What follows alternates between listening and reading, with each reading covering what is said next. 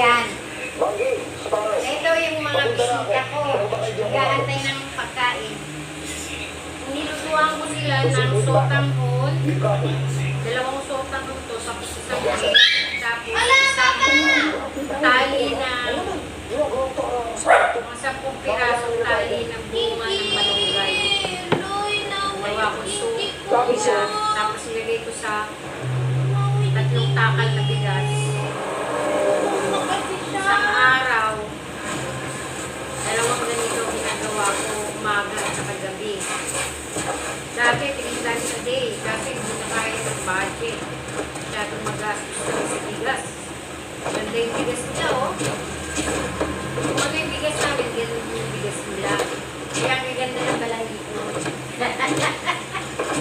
Ito pala si Tino. At saka ito si Ashley. Ito si Hinky. Ayun, si Pambol, si Kinky, at si Bless. Andun si Oreo sa hagdan. Nasa likod naman si Kobe.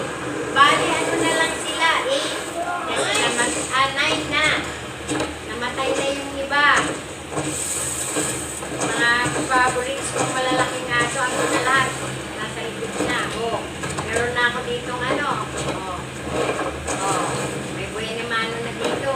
Mga kain. Yan. Mainit. Ayaw mo yan?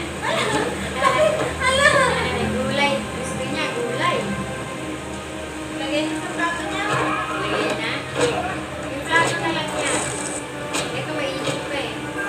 Kasi hindi nila tapos, bawat kainan, may 2 pirasong probiotics para sa kanila. Magastos talaga yung aso kasi kawawa naman. Hindi mo pakainin. Huwag mo lagyan ng gulay pa. Ito hindi na muna natin kasi bata pa hindi din ng probiotics. Ito lang muna sa kanya. Sotanghon, soup, and may gulay na isa na konti lang, no?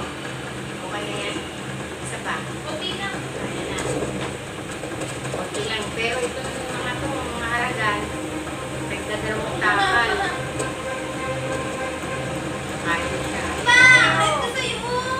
Mainit pa yung pagkain.